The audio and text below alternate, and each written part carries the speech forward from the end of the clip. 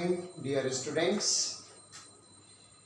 In last video, we discussed about the meaning and concept of government finance, and today we going to talk about the scope of government finance.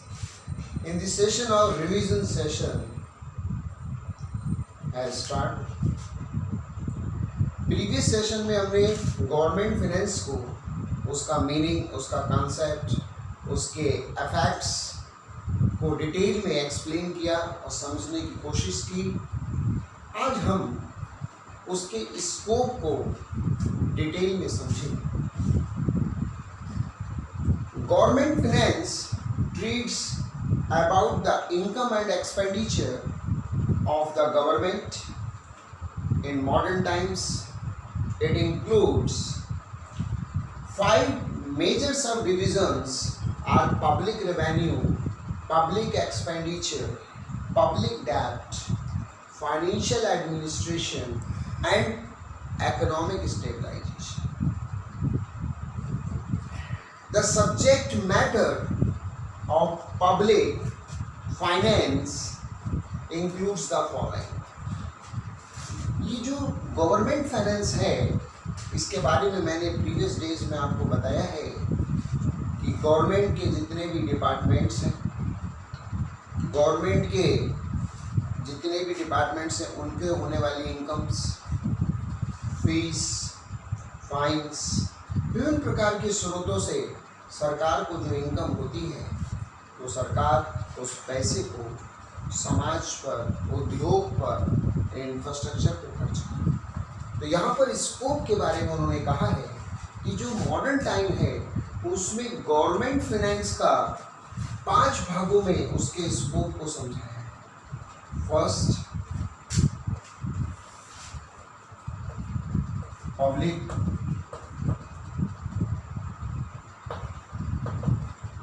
Public revenue. Second, public expenditure.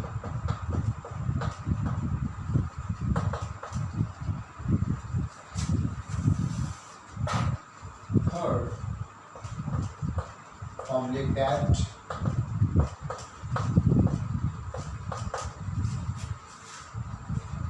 ये subject matter का part है। Subject matter.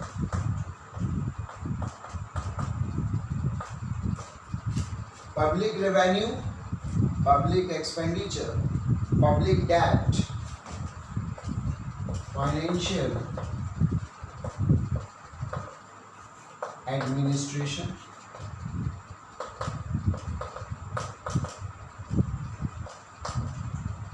and last, economic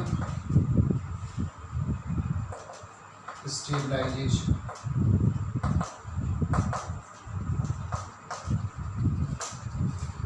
आज के इस आधुनिक समय में जहाँ सरकार की जिम्मेदारियाँ कंटिन्यू बढ़ती चली जा रही हैं, वहाँ पर गवर्नमेंट फाइनेंस का स्कोप किस लेवल का है, इसके बारे में इसको 5 पार्ट्स में डिवाइड करके डिटेल में हम आज एक्सप्लेन करेंगे।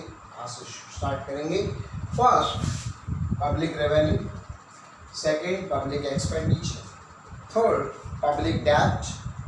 Fourth, financial administration. Fifth, economic stabilisation. अब हम बात करते हैं starting public revenue.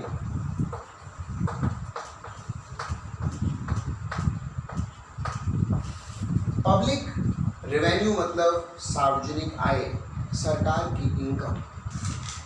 In this branch of public finance, method of raising public finance, public revenues, principles of taxation and other related problems are discussed. इस public revenues में हम taxes से जो पैसा इनकम कमाते हैं, चाहे वो डायरेक्ट टैक्स हो या इनडायरेक्ट टैक्स हो, there are 2 types of tax.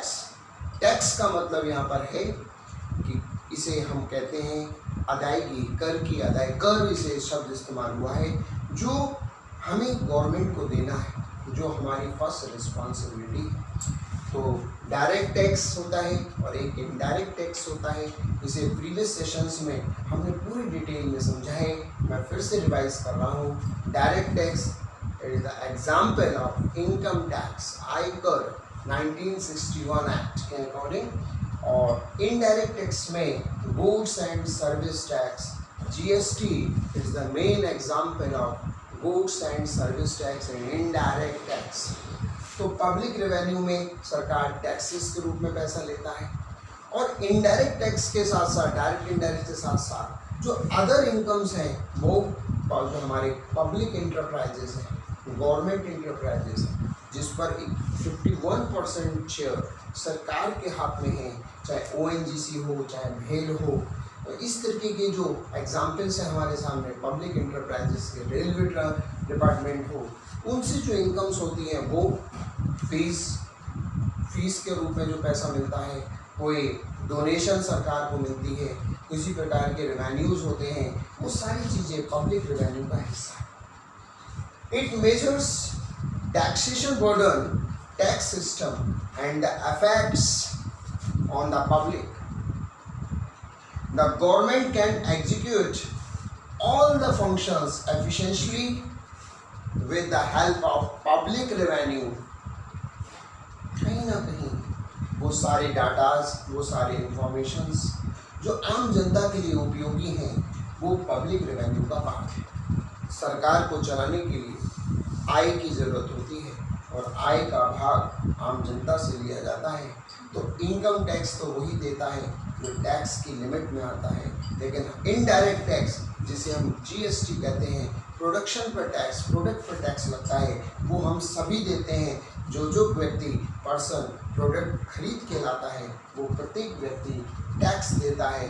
हम जब भी कोई प्रोडक्ट लेके आएंगे, तो उसे जब हम परचेज करेंगे, तो हम उस पर टैक्स दे चुके होंगे, और इनकम टैक्स उसी पर लगेगा जो इनकम टैक्स एक्ट के रूल्स एंड रेगुलेशन के अंदर आता है। तो पब्लिक रेवेन्यूज़ सरकार कलेक्ट करती है, स्टेट गवर्नमेंट कलेक्ट करती है, और उस पैसे का यूटिलाइजेशन सोशल वेलफेयर के लिए किया जाता है, सिक्योरिटी के लिए किया जाता है, एम्पावरमेंट्स के लिए किया जाता है। उस पैसे को इंडस्ट्रियल सेक्टर पे खर्च किया जाता है, एजुकेशनल सोसाइटीज़ पर खर्च किया जाता है। इसका main purpose and is that. तो मेन फोकस पब्लिक रेवेन्यूज़ में स्पेशली सरकार के सोर्सेज ऑफ मनी, सरकार के अर्निंग ऑफ मनी, सरकार के कलेक्शंस ऑफ डाटा।